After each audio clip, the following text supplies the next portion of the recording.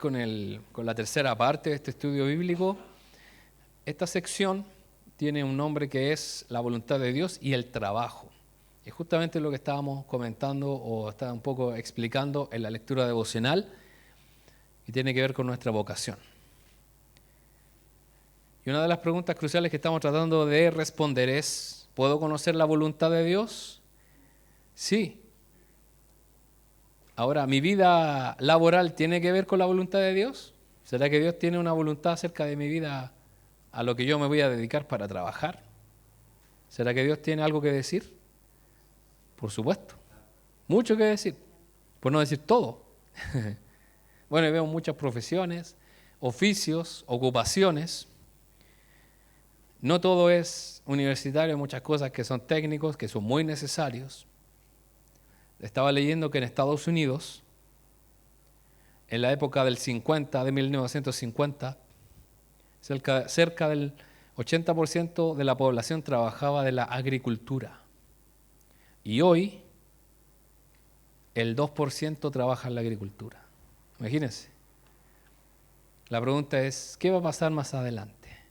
¿Quién va a sembrar? Las máquinas. Nadie va a querer dedicarse a los oficios, a las carreras técnicas. ¿Por qué? Porque todo tiene que tener un orden, un equilibrio. Por eso es que hoy en día hay tanta desilusión en cuanto a muchas carreras que la gente cree que, y todos los años, no sé si usted ha visto en el diario, las carreras más rentables, pero de ahora. Resulta que usted se pone a estudiar y en 5 años más es otra. Ya, y así no se puede. Obviamente que todos esos son voladores de luces. Y yo les recomiendo a los adolescentes, a los jóvenes, no pescar, no tomar en consideración eso. ¿Por qué? Porque usted lo que estudie, donde Dios lo ponga, Dios lo va a bendecir igual. No es que usted diga, es que hay que matar a alguien para entrar a esa... ¿Has escuchado esa frase?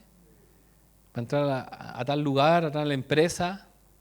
Yo cuando salí de cuarto medio, postulé a muchas empresas. Y una de las empresas que yo quería estar era el Banco de Chile. Yo fui a una entrevista, fui pasando etapas, y yo oraba y decía, el Señor es bueno. Y pasé la etapa y todo, hasta que llegué a la última etapa y me dijeron que no. Y yo me veía en el futuro ahí trabajando y toda la cuestión. Después postulé a Entel, que en esa época era una de las empresas más prestigiosas, hoy en día no sé. También, la misma cuestión. Yo ya me vislumbraba, decretaba en fe. Y el Señor me dijo, no importa lo que decretes, yo no te voy a dejar entrar.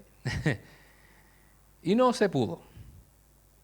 Y para ver miles de otras empresas donde postulé, me dijeron que no tenía experiencia, como siempre. Porque es una estupidez, ¿cierto? Que una persona salga y te pidan experiencia, porque ¿de dónde uno la va a sacar? ¿Cierto? Tendría que uno nacer trabajando. Y finalmente, por gracia del Señor, eso me empujó a estudiar la carrera que ya estudié y que trabajo gracias al Señor, que es Derecho. De lo contrario, quizás nunca lo hubiese hecho. Por lo tanto, Dios tiene muchas cosas que decir respecto a lo que nos dedicamos. Profesión u oficio. Cuando las personas se conocen, generalmente hacen las siguientes preguntas. ¿Cómo te llamas? ¿De dónde eres y a qué te dedicas? Y la tercera pregunta es la que concierne a este capítulo. ¿A qué te dedicas? Obviamente es una pregunta por nuestra ocupación, carrera o vocación. Y hay muchas personas que les cuesta responder esta pregunta. Porque hoy en día pasa más que en cualquier otro momento del mundo, podríamos decir, o de la época de la historia de la humanidad, en que hay muchas personas que estudiaron una cosa, pero se dedican a otra. Y la pregunta, ¿eso está bien o está mal? ¿Está bien o está mal? Yo pienso que está bien. Obviamente, no podemos tener un mundo ideal. Porque en el mundo ideal uno estudia algo y después sale y trabaja de eso, sería el mundo ideal, ¿no? Pero no es el mundo ideal. Influyen muchos factores. Cómo yo me siento también. Puede ser que hay gente que se siente miserable en el trabajo que está, pero lo estudió pero después se dedica a otra cosa. Esta pandemia que nos tuvo en cuarentena obligó a muchas personas a emprender. No sé si usted ve de repente los programas del fin de semana que muestran emprendimiento, y él es, el joven, la pareja, tiene un emprendimiento de pastelitos, él es veterinario y ella es doctora. Pero trabajan en eso y ganan más de lo que hubiesen ganado en serio, trabajando de sus profesiones, y están felices. Por lo tanto, hoy en día, ¿qué es lo que importa a la gente en general? Es estar tranquilos o haciendo lo que a ellos les gusta o los une. Y esto no tiene que ver solamente con una carrera, sino también con nuestra vocación. ¿Qué es lo que se está perdiendo hoy en día? Los oficios. Hoy en día cuesta encontrar un zapatero, y los que están, los pocos que quedan, son más o menos. ¿Cierto? Muchos de los que hacen un oficio que obviamente tiene su trabajo, su dificultad, sus hijos, ellos se esfuerzan porque sus hijos sean estudiantes, técnicos o universitarios, pero nadie queda con ese legado y finalmente eso se pierde, se va perdiendo. Por eso hay muchas personas que quizás les cuesta en ese sentido tomar una determinación. Por lo tanto, esta pregunta, ¿a qué te dedicas?, es amplia. No tiene que ver con lo que yo estudié o lo que yo hago, sino tiene que ver con lo que yo quiero hacer y lo que estoy haciendo ahora. Entonces, por ejemplo, en mi caso, es bastante curioso, yo soy administrador de un edificio, pero soy abogado. Pero ocupo mis conocimientos en ese trabajo. Obviamente no es todo lo que hago, gracias al Señor, sino pero en definitiva igual estudié administración. De alguna manera Dios me hizo estudiar esa carrerita chiquitita, donde me sacaron el jugo en las empresas, para en el futuro trabajar en eso. El trabajo es parte de nuestra vida, como cristianos, los no cristianos, todos. Dedicamos periodos de tiempo a la recreación, el sueño, el juego y otras actividades que no son directamente parte de nuestro empleo o labor principal. Sin embargo, la porción de nuestras vidas que ocupa el trabajo es tan englobante y consume tanto tiempo que tendemos a entender nuestra identidad personal a la luz de nuestro trabajo. ¿Qué quiere decir? Sea cristiano o no, yo tiendo a pensar que lo que yo hago para vivir o para obtener mis recursos es lo que me valida como persona. Porque si yo no hiciera eso, no valgo como persona. Y vamos a lo que yo le indiqué hace un rato. Uno ya es persona, ya tiene un valor, aunque sea la persona más vaga del mundo. Para Dios ya tiene un valor. Ahora, ¿qué sucede cuando nos vamos al extremo de pensar de que eso es lo que nos da valor? Yo he visto personas muy duras que no los conmueve nada, pero los echan del trabajo y yo los he visto llorando. Y uno dice, pero si es un trabajo, pero lloran. ¿Por qué? Porque esa es su identidad, es quienes son como personas. Por eso también hoy en día existen muchas leyes laborales donde no nos pueden tratar mal. Estas nuevas leyes que están saliendo para que las personas que son déspotas, que son autoritarias en los trabajos, ya no lo hagan más, sino que tengan una sanción, y eso es correcto. Que no se queden calladas esas personas. Por lo tanto, hoy en día no tampoco está todo en el trabajo, sino también hay un punto de vista de la recreación. Hoy usted sale un viernes por la tarde a dar una vuelta, un sábado, y usted ve muchas familias con sus hijos disfrutando, porque las personas están cambiando un poco ese switch de decir el trabajo, el trabajo, el trabajo, y ahora están dándole un poco más énfasis a lo que es importante, que es la familia. Pero como cristianos, el trabajo sí es importante y es parte de nuestra vida.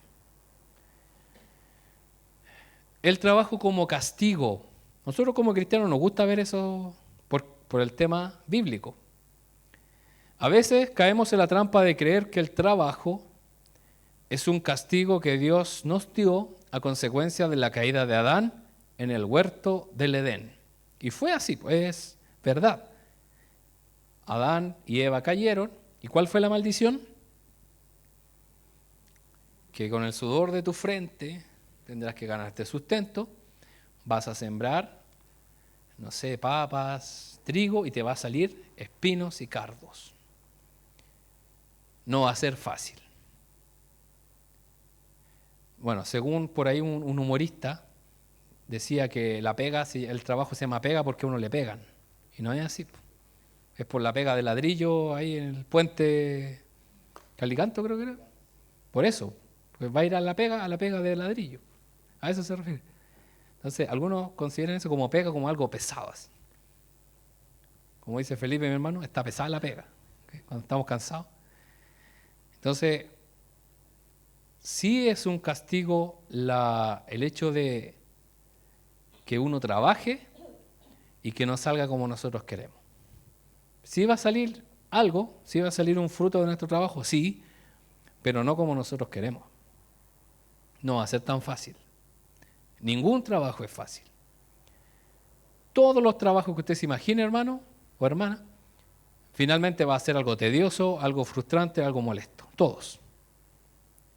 Por eso hay gente que vive cambiándose de trabajo y finalmente se encuentra con los mismos problemas o las mismas dificultades y en realidad, como dice don Ramón, el problema es el trabajo, ¿no? No es que uno tenga que... No es el horario, no son las personas, es el trabajo en sí. Es el problema, aunque uno tenga que trabajar.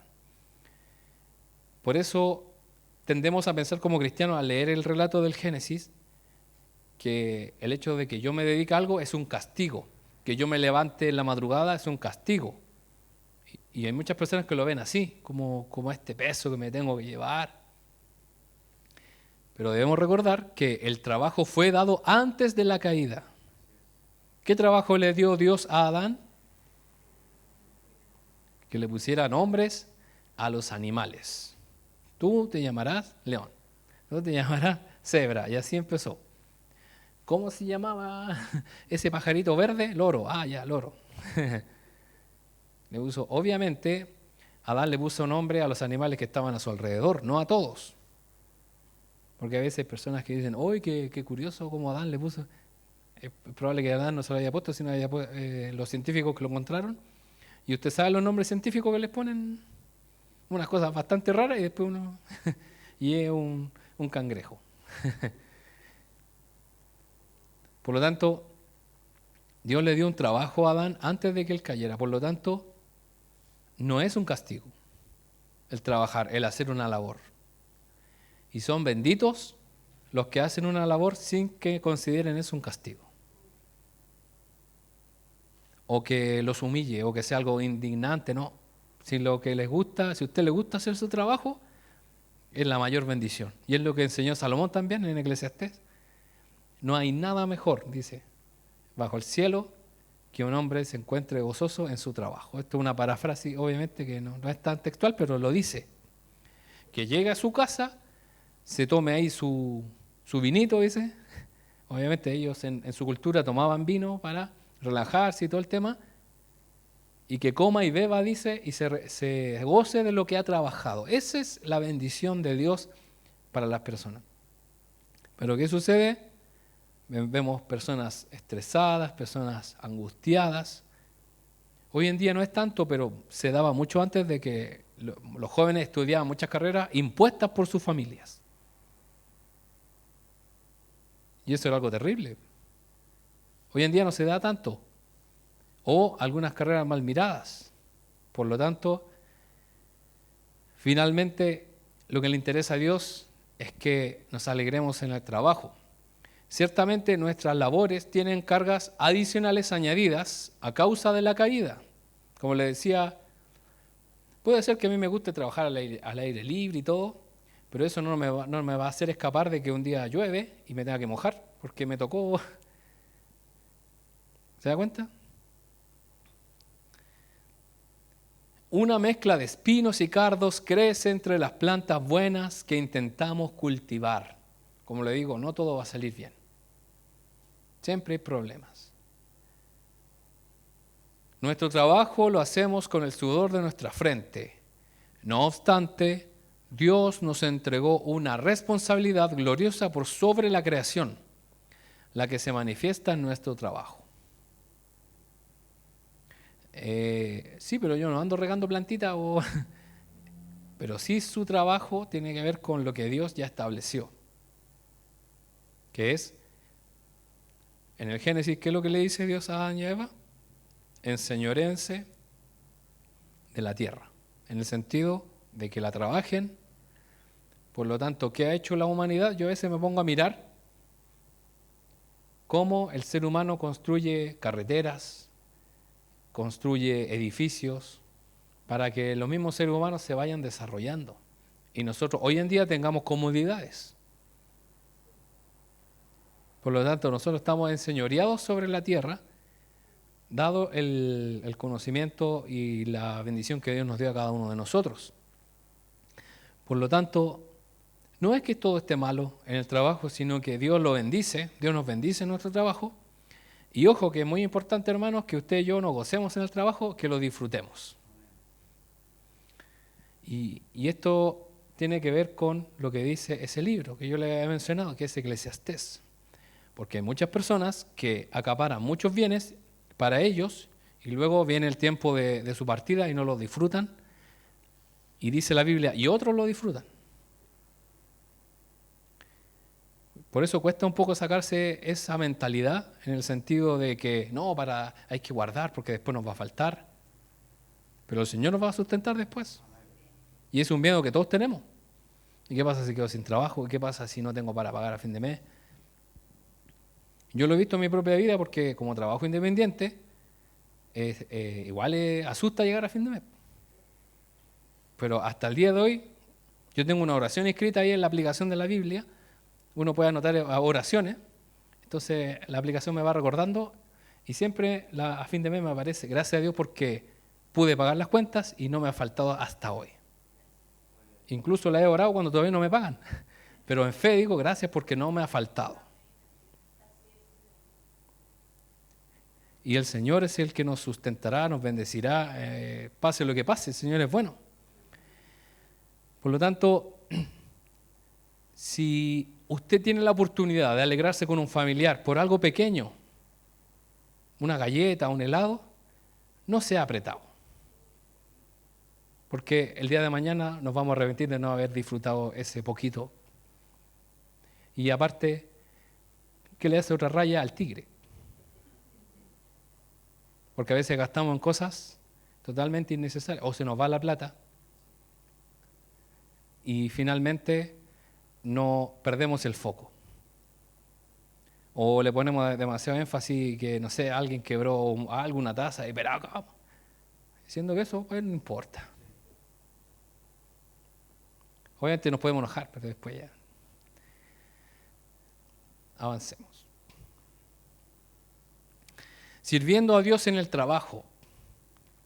Pasamos gran parte de nuestra vida preparándonos y capacitándonos para realizar nuestro trabajo de por vida. O sea, vamos a estar viejitos. Si que usted decide seguir trabajando, obviamente. El creyente sabio entiende que el desempeño de su ocupación es responsable de hacer una contribución al reino de Dios.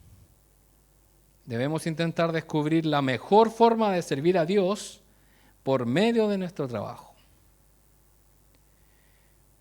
Y yo he tocado este tema antes, y es que los cristianos tenemos un chip que nos metieron desde que entramos al Evangelio, y que dice, esto es cristiano, esto es secular. Esa diferencia en realidad no existe. No existe esa diferencia. Porque usted es cristiano donde esté. Por lo tanto, para nosotros no existe lo secular. Mi trabajo es secular. Como que yo desactivo el modo cristiano cuando entro al trabajo. Y cuando vengo a la iglesia lo activo. Modo cristiano, modo secular. Y no es así. Uno es cristiano en todos lados. Y uno no debería ser secular en ninguna parte. Todos deberíamos ser cristianos en todo sentido, siempre. y pasamos gran parte de nuestra vida, o vamos a pasar gran parte de nuestra vida, de nuestro trabajo, en lo que hemos decidido dedicarnos y que Dios nos ha bendecido. Y el creyente sabio entiende que en ese trabajo, en esa ocupación, somos responsables de hacer una contribución al reino de Dios. No va a pasar desapercibido. Ah, sí, su trabajo era... Debemos hacerlo lo mejor posible, aunque dejemos en evidencia a los flojos o a los que no hacen bien su trabajo, y aunque implique que nos echen por eso. Porque, hermano, pasa que a las personas los echan porque hacen bien su trabajo, porque dejan en evidencia a los demás, y los demás obviamente hacen una movida que se llama hacerle la cama y lo echan, y eso pasa. Yo por mi carrera he tenido clientes que me han contado su historia y son muy parecidas todos. Y eso habla de nuestra mediocridad como sociedad, como chilenos. Porque en vez de echar a los que no hacen el trabajo, ¿qué es lo que hacen? Como son amigos del... Pero usted, hermano, no importa, llegue a hacer lo mejor que puede. Yo recuerdo que cuando salí de Puerto Medio no pude encontrar trabajo en lo que estudié de administración. Mi tío Galvarino me ofreció trabajar con él como reponedor de supermercado Jumbo y Santa Isabel, de la marca Simmons. Así que yo me dediqué a trabajar, así que era un reponedor. Conocí todo Santiago gracias a ese trabajo. Iba a Quilicura, después a Puente Alto, allá a la Dehesa, al Jumbo Kennedy, y hay muchas experiencias que tuve ahí. Y se supone que el reponedor que estaba ahí de base, él me enseñaba. Y recuerdo que yo hice todo mi trabajo y vino este reponedor y me dijo, hazlo de nuevo porque te quedaron chuecos los champús, tienen que estar así. Y puso como una regla, tiene que haber una sola cabeza para atrás. Yo le dije, ¿estás seguro? Me dijo, sí. Y me lo sacó, me lo desordenó y como que me indicó que lo hiciera todo de nuevo. Obviamente el Señor estaba puliendo mi paciencia y yo lo hice de nuevo. Y obviamente él se fue de vacaciones porque a mí me tenían de reemplazo. Entonces yo después trabajé esas 2 semanas solo. Obviamente lo hice como siempre lo hacía, lo mejor que yo podía y que yo sabía cómo era. Y finalmente, al terminar esas 2 semanas, yo me tenía que despedir en este caso, de la jefa del local, que era un Santa Isabel de ahí, de cerca de los Trapenses, un lugar más o menos exclusivo. Es como un Santa Isabel muy distinto a los que hay por acá, que parecía Jumbo, pero no era un Santa Isabel. Y era una mujer muy severa, que llamaba la atención a todos y todos le tenían miedo. Y recuerdo que yo me fui a despedir de ella, le dije, este es mi último día, así que yo me voy. Y me dijo, venga para acá. Y yo dije, oh, me va a retar. Y me llevó a donde está el supermercado y llamó a los reponedores, a los demás, de otras marcas. Quiero felicitar a Don Simmons, porque a nosotros nos tratan como la empresa. Quiero felicitar a Don Simmons por su excelente y pulcro trabajo. Y dije, se está burlando de mí, se va a burlar de mí. Yo le dije, me está mintiendo. Usted ha sido el mejor reponedor que Simmons ha mandado hasta el día de hoy. Y yo le dije, pero el que tenía, no, ese es lo peor. Dejaba todo desordenado y todo. Obviamente era una apariencia. El que me trató, obviamente, de enseñar era una apariencia de que los dejaba derecho. Obviamente yo quise hacer lo mejor posible. ¿Y qué pasó? Finalmente que dejé en evidencia una persona que lo hacía así y que nunca limpiaba. Y yo, primera vez que en muchos meses que alguien había limpiado. Entonces, finalmente, me fui así como en el aire, obviamente, pero a la vez, después me mandaron a otro y al final, como uno dice, no recompensan el esfuerzo que uno hace, da lo mismo. Y finalmente me terminaron echando, ya se terminaron los reemplazos. Y había muchos jefes de locales que supuestamente me decían que hablaban para que yo me quedara, pero obviamente no estaba en la voluntad del Señor que yo me quedara ahí. El Señor tenía otro propósito para mí. Porque como le digo, que quizás si me hubiese quedado en ese trabajo, quizás todavía estaría reponiendo por ahí y traería regalos de champú y cosas así. No. O me verían en algún supermercado así, hola.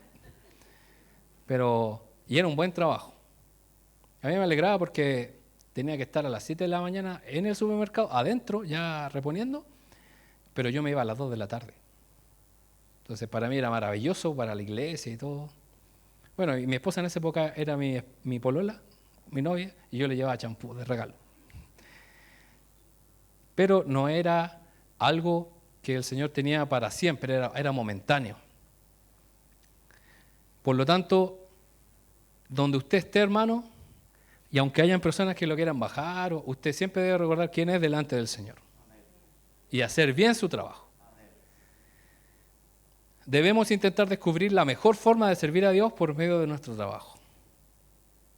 Obviamente que yo hoy en día tengo clientes que yo les hablo de Dios, pero yo sé que hay algunos que no me escuchan o ya están definitivamente cerrados, y yo debo tener la inteligencia, la sabiduría de no insistirle o de no molestarlo, porque realmente uno tiene que ser sabio en todo. Por lo tanto, uno tiene que dar buen testimonio, sea cristiano o no. Y no es necesario, hermano, que usted ande en todos lados diciendo yo soy cristiano. No, lo mejor es hacerlo, el trabajo bien, y después si lo felicitan, decir yo soy hijo de Dios. Darle gloria al Señor. Vocación y llamado. Ya, la palabra vocación es bastante conocida hoy en día por el tema de los estudios, que viene del latín llamado. Eso significa. En nuestra sociedad se ha perdido el significado religioso, quedando solo la parte secular, limitando la vocación solo a un sinónimo de carrera. Encuentra tu vocación. Ven y estudia con nosotros en Iblasex. Ven a estudiar, no sé. Y así aparecen los comerciales. Solamente como vocación, carrera. No es así. Vocación, ¿qué es lo que es? Es un llamado divino, una santa vocación a cumplir una tarea o responsabilidad que Dios nos ha encomendado. Esa es la vocación. Tiene una carga, podríamos decir, de Dios. La palabra literal del latín tiene que ver con que el llamado que Dios le hace a la persona para que se dedique. Pero nunca vamos a encontrar vocación en estos cursos de vocación, que digan, Dios te está llamando. No, porque hace un test vocacional de 1000 preguntas y vamos a saber para qué te vas a dedicar. Nuestra vocación de toda persona es encontrar qué es lo que Dios quiere que esa persona haga para el resto de su vida. Y no se refiere a alguna carrera en específico, sino que es hacer algo, dedicarse a algo para lo que Dios lo ha encomendado. El apóstol Pablo era un fabricante de carpas. Donde yo vivo, en la esquina, dice carpas. Entonces yo siempre que paso por ahí me imagino al apóstol Pablo trabajando ahí, y el caballero a veces está en la calle estirando las carpas, porque yo creo que adentro es muy corto, va. Siempre lo veo doblando carpas y cosas. Y Pablo se dedicaba a eso. Pero finalmente, ¿cuál era la vocación de Pablo? ¿Hacer carpas? ¿Carpas Pablo? Las mejores carpas de Oriente Medio, de Chipre. No, era predicar el Evangelio. Esa era su vocación.